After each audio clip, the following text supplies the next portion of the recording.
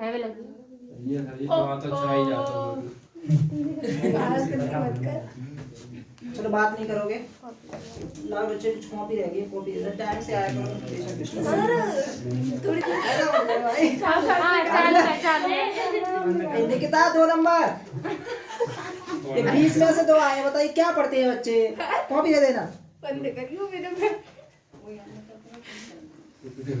योगेंद्र कौन सा बताइए, वीडियो चालू है। चालू है सर, मुझ पर यकीन रखो। तेरा यकीन और टूटा हुआ देख। राधा दीक्षित, वास्तव में राधा के अच्छे नंबर है, 9 नंबर है, सही है। 20 में से 9 नंबर राधा दीक्षित। और ये कौन है? विधि 8 नंबर। 20 में से 8 नंबर कल्पना सिंह 12 नंबर। 20 में से 12। चलो और तो सबकी हो गई। विदु सिंह, अच्छा यही नहीं बिल्सु की वो कॉपी मिल गई।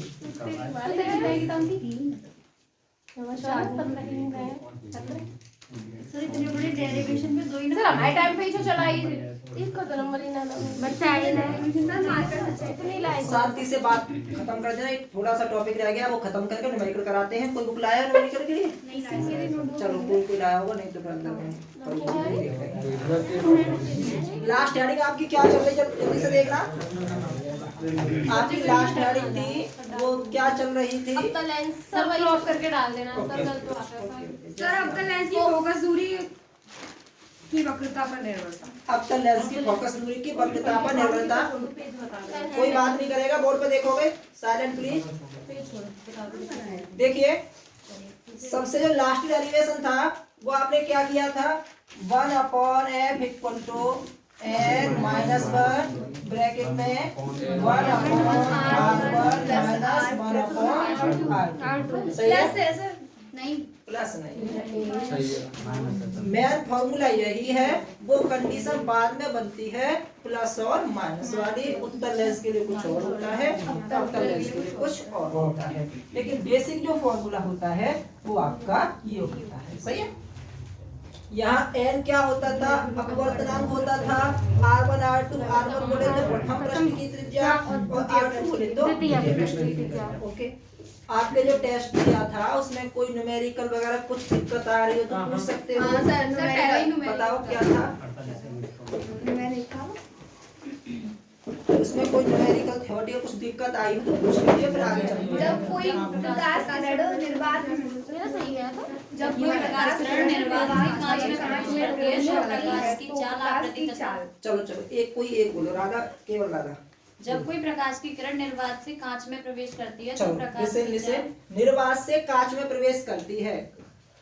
जरा कल्पना कीजिए क्या कंडीशन रही होगी? ऊपर निर्वात रहा होगा, नीचे कांच रहा होगा। और आपको पता है जब कोई प्रकाश किरण गैर माध्यम से सघन माध्यम में प्रवेश करती है तो लंबी और झुक जाती है, तो इसको जाना तो सीधा चाहिए था, लेकिन सीधे न जाकर के थोड़ी तिरछी हो गई होगी। ओके, निर्वात में प्रकाश की चाल कितनी होती है? 3 × 10⁸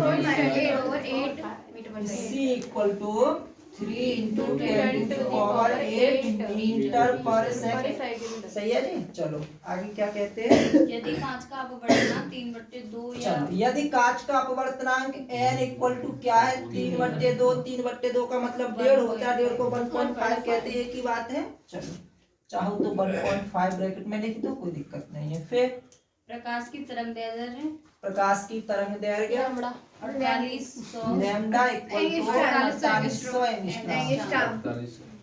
एंगस्ट्रॉम हटाते हैं 10⁻⁰ हैं तो क्या हो जाएगा? लैम्डा = 4810⁻⁰ 2 0 से 2 पावर कम होती है। लैम्डा = 48 × 10⁻⁸ क्या? मीटर। सही है जी। चलो और क्या कहता है आगे? बस पूछा क्या क्या है जरा विचार कीजिए। आवृत्ति पूछा है। आवृत्ति को हम काहे से दिखाते थे? न्यू से दिखाते थे। ठीक है, nu equal to question mark. फिर क्या पूछा है, चाल पूछी है। चाल का मतलब द्वितीय माध्यम में, पहले माध्यम में तो चाल प्रकाश की चाल है, दैट्स वैल्यू 3 × 10⁸। द्वितीय माध्यम में चाल हम B2 से कर रहे हैं, B2 क्वेश्चन मार्क। अरे सही है ना, अरे समझ जाना तू। और क्या पूछा, लैम्डा 2 है ना। जो समझ जाओ मैं समझाओ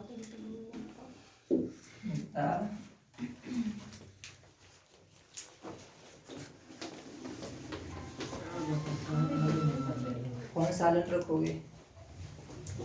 कुछ ज्यादातर बच्चों ने क्या लिखा है यार, जो कितने समय की बात है, 4 बार लिखवाया था आपको। आपने क्या लिखा है, जब कोई प्रकाश का द्वितीय माध्यम में प्रवेश करती है तो आवृत्ति तथा तरंग दैर्घ्य में कोई परिवर्तन नहीं होता। ज्यादातर बच्चों ने ये लिखा है, लेकिन मैंने क्या लिखा था, सिर्फ आवृत्ति में परिवर्तन नहीं होता, पूरा सेंटेंस शायद ये मैंने लिखा है, किसी ने नहीं लिखा। चलो बोर्ड पे देखो, पहले तो हम न्यू निकालेंगे। आपको एक फॉर्मूला कराया होगा v बराबर n लैम्डा से, तो पहले चलो 4 निकाले देते हैं, ठीक है। देखो एक फॉर्मूला होता है n = c/v, कराया होगा आपको, ठीक है। यानी अपवर्तनांक होता है निर्वात में प्रकाश की चाल तथा उस माध्यम में प्रकाश की चाल के अनुपात को ही उस माध्यम का अपवर्तनांक कहते हैं।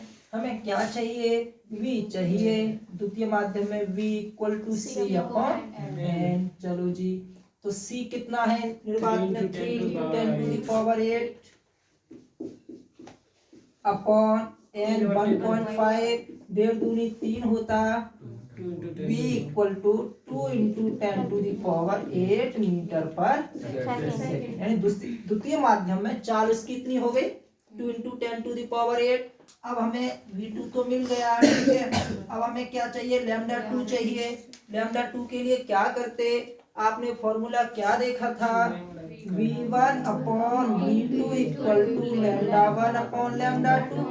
v1 बोले तो पहले माध्यम में चाल, पहले माध्यम में चाल क्या होती, c होती, तो इसकी वैल्यू क्या लगाता मैं, 3 × 10⁸ अपॉन v2 द्वितीय माध्यम में चाल क्या आई है, 2 × 10⁸ लगाते इक्वल टू λ1, पहले माध्यम में वेवलेंथ कितनी थी, 48 × 10⁻⁻8, 48 × 10⁻⁻8 अपॉन λ2 हो गया। कर लोगे, 8 से 8 गया, 3 से ये 16 बार, और फिर लैम्डा भी कट जाएगा ना 8 बार, ऐसे थोड़ी ना कटेगा, ऐसे नहीं कटेगा, ऐसे तो बुरा होगा, ठीक है। चलो ज्यादा क्रॉस मत करो, बड़ा गलती होगा। लैम्डा 2 को इधर ले आओ, तो लैम्डा 2 = देखो जी, इधर क्या बचा, 2 गुणा में जाएगा, 16 × 32 हो गया, 32 × 10⁻⁻8। एंगस्ट्रॉम में से लिखते तो कैसे लिखते, -8 की जगह -10 करना है। -10 का मतलब 100 का गुणा कर दो, 100 का भाग कर दो, 100 का भाग करेंगे तो -8 की जगह -10 हो जाएगा, 100 का गुणा करेंगे तो 32 के पीछे 2 जीरो लग जाएंगे, क्या हो जाएगा 3200 एंगस्ट्रॉम। लैम्डा 2 = 3200 एंगस्ट्रॉम, सही है। 2 विकल्प हो गए आपके। अब आपका क्या रह गया, आवृत्ति। आवृत्ति कैसे निकालोगे, निकाल लोगे, एक ही तो फॉर्मूला आवृत्ति का। मैंने आपको बताया था v = n लैम्डा होता है, वैसे हम क्या करते हैं, c = न्यू लैम्डा।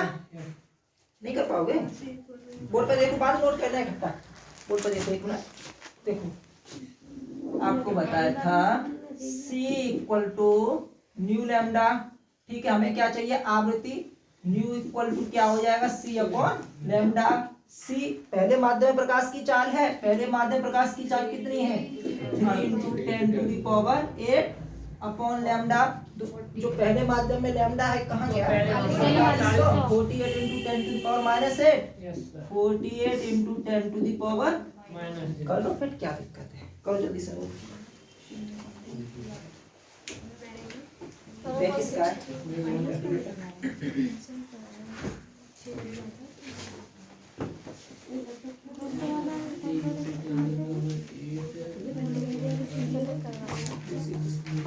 रही है यार। सबसे कम किसके हैं? है क्या है? सबसे कम नंबर किसके हैं? निकेता। अच्छा, 2 नंबर है जो। अच्छा, हाँ सर 2 नंबर जो है पढ़ा करो बेटा। सर पढ़ते तो हैं सही में निकाल दो। चुप हो जाओ, कुछ कह रहे सर और कुछ अरे हो। टॉपिक पे ध्यान दो। सर एक दो बुराई और कर हमारा दो। टॉपिक रह गया, एक रह गया, आपका फिनिश हो रहा है ये। लेंस की क्षमता, पावर ऑफ ए लेंस।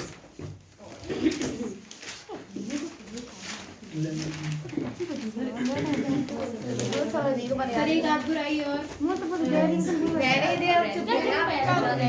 ज्यादा ओवर कर रही है। सर कब देंगे तब बुराई पाएंगे तो बस मेरी नहीं, ठीक है, शांत रहो। लेंस की ओ क्षमता। अरे सोनम तुम आ गई बेटा केदारनाथ से। केदारनाथ नहीं सर मसूरी से मसूरी से केदारनाथ के तो कपाट बंद है। लेंस की क्षमता। चलो बोर्ड पर देखना, मैं कुछ पूछूंगा। पावर का पी से बढ़ते। एक लेंस मेरे पास ये है और एक लेंस इस तरह से है। इसका नाम ए देते हैं, इसका नाम बी देते हैं। जरा बोर्ड पे देखो। ये तो अलग अलग है ना? जी जी जी। मैंने आपसे पूछा कि किस लेंस की क्षमता ज्यादा है? नीचे बी की। आपको कैसे पता लगा? मोटा है। तो मोटे से आपको ये कैसे अनुमान लग गया कि क्षमता इसकी ज्यादा होगी? क्योंकि सर इसके साथ जो बना प्रतिबिंब होगा ना वो भी ज्यादा बड़ा बनेगा। प्रतिबिंब के बड़ा होने से क्षमता का कोई लेना देना नहीं है। इसमें मतलब प्रतिबिंब का बड़ा होना तो इस बात पे निर्भर करता है कि वस्तु को कहाँ रखा गया है। सर तो ये प्रकाश किरणों को ज्यादा अवशोषित करेगा। प्रकाश किरणों को ज्यादा अवशोषित करेगा। अवशोषित वर्ड नहीं कहते उसको। हाँ, प्रकाश किरणों को ज्यादा अवकेंद्रित करेगा या अभिसरित करेगा या अपसरित करेगा। यानी ज्यादा मोड़ेगा, चाहे अंदर की ओर मोड़े चाहे बाहर की ओर मोड़े। यानी जो लेंस प्रकाश किरणों को जितना अधिक मोड़ सकता है उसकी क्षमता उतनी ही ज्यादा मानी जाती है। ये लेंस मोटा है तो प्रकाश किरणों को जल्दी मोड़ देगा। जैसे ये क्या रही, अच्छ रही आपकी, एक प्रकाश किरण ऐसे आई, एक प्रकाश किरण ऐसे आई, सपोज इसने यहाँ पे आके मिला दिया, ठीक है। अब ये जो लेंस है ये पतला है, ये लेंस है जो पतला है, तो ये क्या करेगा, इतनी जल्दी नहीं मोड़ पाएगा जितना कि बी मोड़ेगा। तो ये भी, तो ये क्या करता है, कहीं आगे जाके मोड़ता है, प्रकाश किरणों को कहीं आगे जाके मोड़ता है। तो हम क्या कहेंगे कि जो ए की क्षमता है वो बी से कम है। ए की क्षमता है जो बी से कम है। अब जरा टॉपिक पे आते हैं। मुझे उम्मीद थी ये तो आप बता दोगे, कोई खास बात नहीं थी। यानी क्षमता के मामले में मैं देखता हूँ पहले की क्षमता को P1 माने लेते, ए वाले को, तो इसको P2 मानेंगे। चाहो तो P है, PB भी कह सकते हो। यानी P1 और P2 में कौन अच्छा खासा है, यानी किसकी वैल्यू ज्यादा है, P1 की या P2 की? P2 ज्यादा है। यानी जो क्षमता है P2 greater than P1।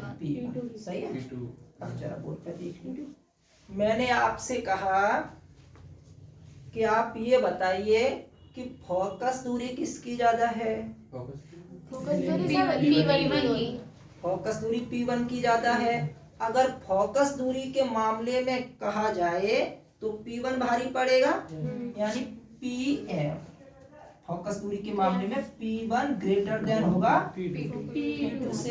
Focus दूरी के मामले में तो P1 भारी है और क्षमता के मामले में P2 भारी है। जरा समझो, पावर और फोकस में कोई संबंध बना यहाँ से? क्षमता और फोकस दूरी में क्या संबंध बन गया? उल्टा संबंध बन गया। यानी क्षमता जितनी ज्यादा होगी फोकस दूरी उतनी ही कम होगी। तो ये इसकी डेफिनेशन बनती। किसी लेंस की फोकस दूरी के व्यतिक्रम को लेंस की क्षमता कहते हैं। डालो हेडिंग।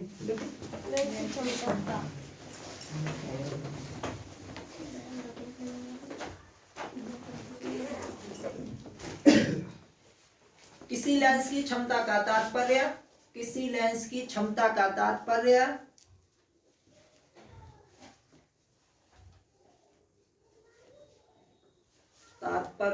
उस लेंस द्वारा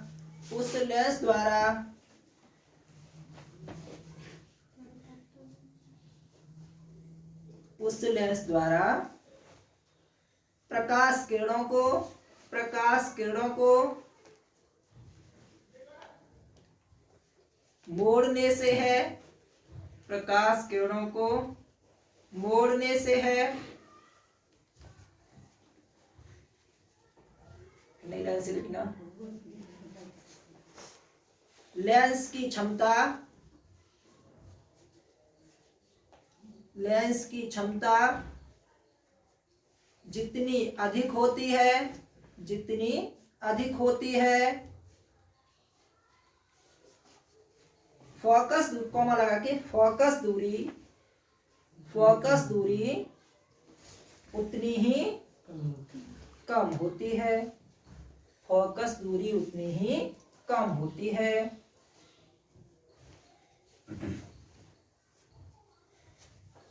नई लाइन से इन्वर्टेड कॉमा में लिखना, अर्थात के बाद इन्वर्टेड कॉमा लगाना, अर्थात इन्वर्टेड कॉमा चालू, अर्थात किसी लेंस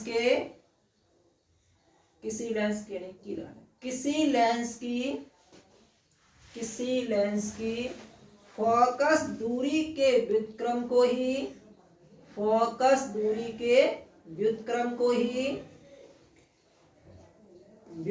को ही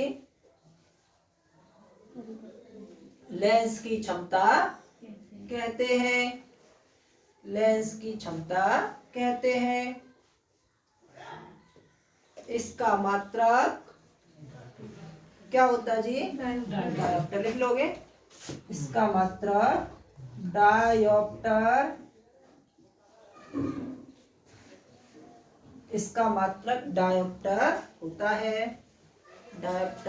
होता है। ठीक है जी, नई लाइन से लिखना, यदि किसी लेंस की फोकस दूरी नहीं जी थोड़ी है, यदि किसी लेंस की फोकस दूरी मीटर में हो, यदि किसी लेंस की फोकस दूरी मीटर में हो,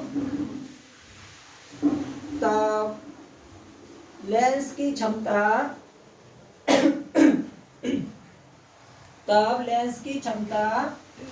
P equal to 1/f, simple सी बात है, P इक्वल टू 1/f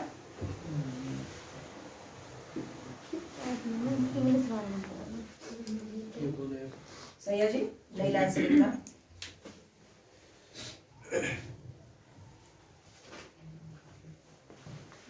यदि किसी लेंस की क्षमता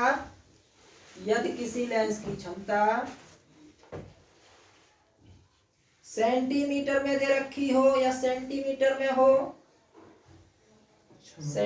यदि किसी लेंस की क्षमता सेंटीमीटर में हो, तब ओहो क्या बोल रहा हूँ मैं, सही तो नहीं है सर, फोकस हाँ, यदि किसी लेंस की फोकस दूरी सेंटीमीटर में हो, यदि किसी लेंस की फोकस दूरी सेंटीमीटर में हो, तब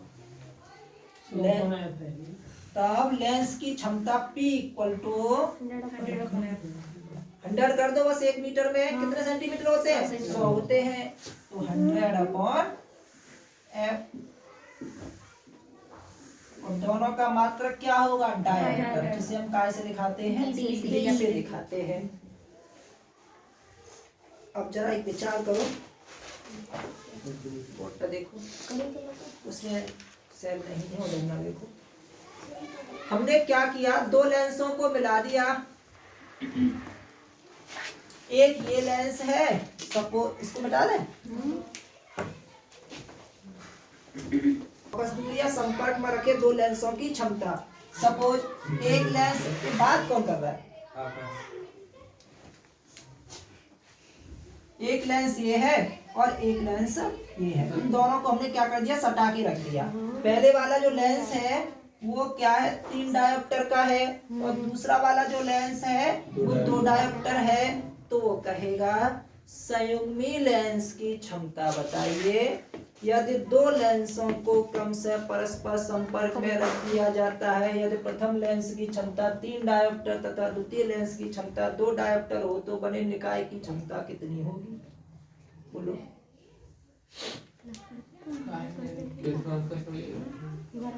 बात नहीं कर। वो तो उस बार में पूछा।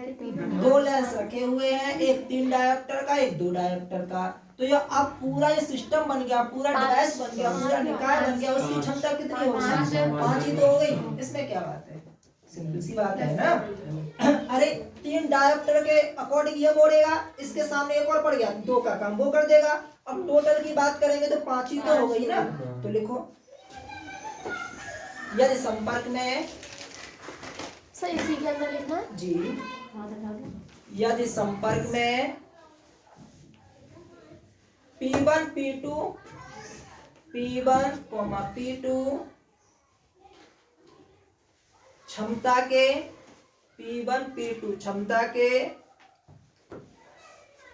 दो लेंसों को रख दिया जाए, दो लेंसों को रख दिया जाए, तब संयोजन, जानते हो कॉम्बिनेशन, तब संयोजन की कुल क्षमता P इक्वल टू, संयोजन की कुल क्षमता P इक्वल टू क्या होगा जी? P equal to P1 plus, कोई दिक्कत तो ना होगी? P equal to P1 plus P2। चलो, ये तो सीधा सीधा क्षमता दे दिया। अगर वो क्षमता न देता, फोकस दूरी देता, तो आपके पास दो विकल्प थे। फोकस दूरी से आप पहले क्षमता निकालते और क्षमता निकाल के जोड़ देते। तो 2 टाइम्स में करने से अच्छा डायरेक्ट ही कोशिश करते। देखो हमने क्या देखा अभी, P इक्वल टू क्या आता? P1 plus P2। ये होता कब? जब आपको क्षमता दे रखी होती। क्षमता न कह के वो कह दे पहले की फोकस दूरी 5 सेंटीमीटर, दूसरे की 6 सेंटीमीटर, संपर्क में रखे दोनों लेंसों की क्षमता होगी, तो क्या होता है? कोई दिक्कत नहीं है। देखो P और F में हमने अभी अभी संबंध नहीं देख लिया? हाँ। यानी 1/F इक्वल टू 1/F1 इसमें भी कोई दिक्कत नहीं है। कर दो फिर जल्दी से। बोलना कुछ नहीं, उसी के नीचे लिख दो।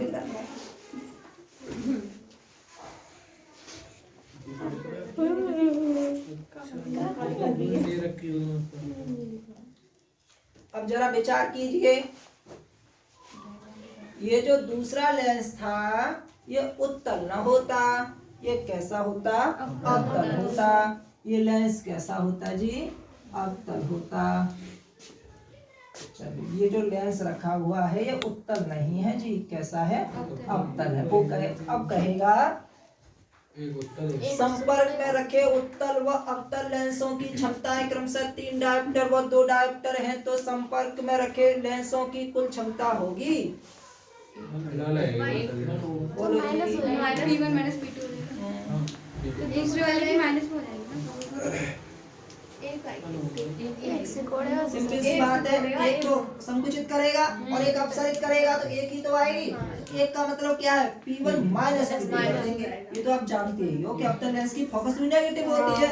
फोकस भी नेगेटिव होती है तो क्षमता भी नेगेटिव होगी, तो वहाँ क्या करते हो? माइनस करते हो। लिखाने जरूरत नहीं है, ना तो आप जानते हो। ठीक है, ये आपका टॉपिक फिनिश होता है। इसके न्यूमेरिकल कराते हैं, कल मेरा चैप्टर चलेगा। ठीक है, लाओ कोई बुक लाया हो तो न्यूमेरिकल करा। शिवानी तुम लाई हो? किसी का हो, किसी भी राइटर की बुक हो।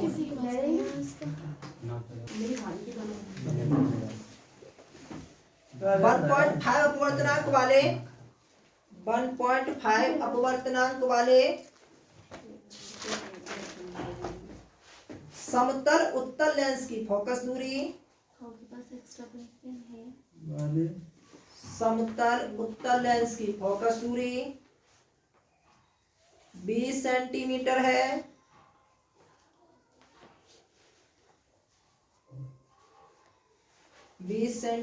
है। इसके वक्र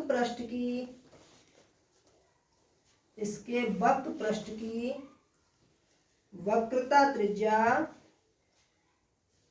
वक्र पृष्ठ की वक्रता त्रिज्या ज्ञात कीजिए। वक्र पृष्ठ की वक्रता त्रिज्या ज्ञात कीजिए। चलो सबसे पहले हम क्या लिखते हैं जो हमें दे रखा है। गिवन में देखो ये चालू है, हाँ ये बात भी चालू है। हाँ सुन गई। Oh my God.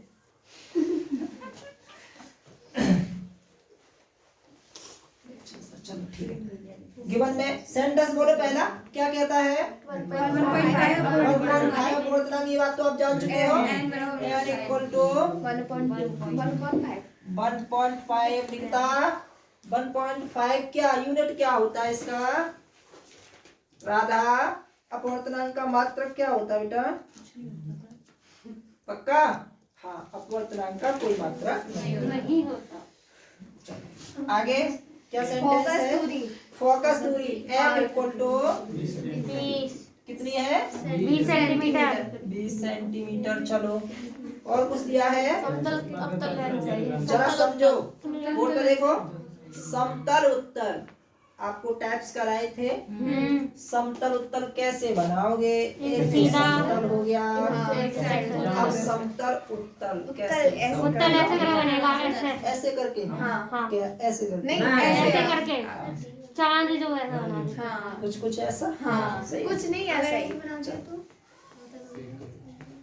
नहीं उल्टा ही बनेगा। ऐसे बना दिया फिर तो नहीं कुछ होगा ही नहीं। अवतल हो जाएगा। समतल आवतल कहलाता है। सही है। चलो और क्या कहता है ये त्रिज्या ज्ञात। ठीक है बोर्ड पर देखना।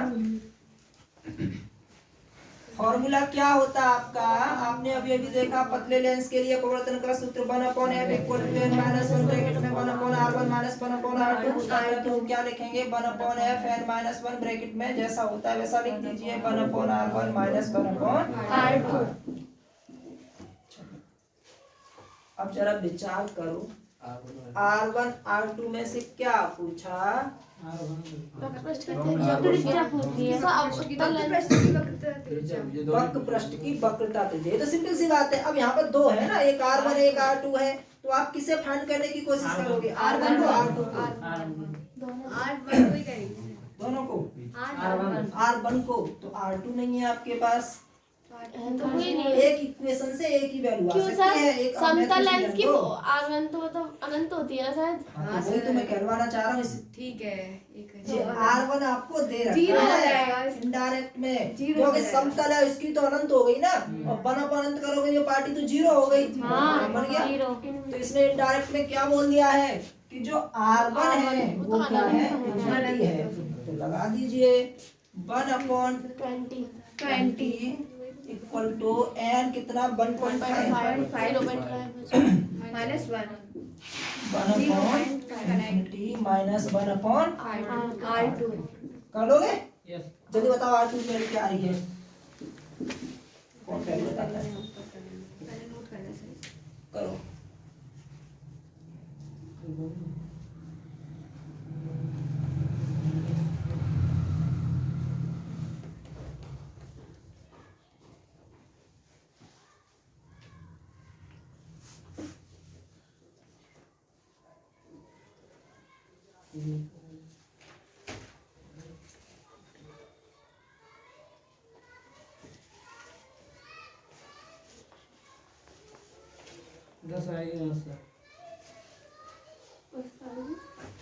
और किसी की आ रही है 10 वैल्यू। आएगी तो 10% का। हो सकता है 0.1 आए।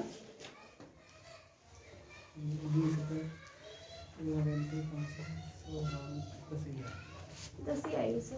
पक्का और सर माइनस के 10 आएगी। माइनस के 10 आएगी। प्लस से 10।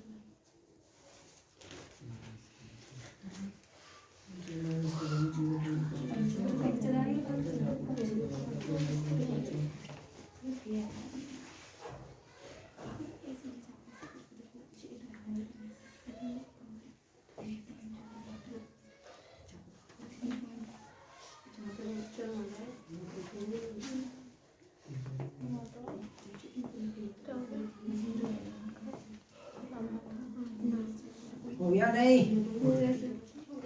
हाँ, R इक्वल टू 10 आनी चाहिए, सॉल्व कर लेना। 0 आधा बचेगा, आधे में माइनस माइनस आएगा। ठीक है, तो R इक्वल टू 10 आ जाएगा। इससे आगे मुलाकात कल करते हैं। सर मेरे जिनकी फीस नहीं आई है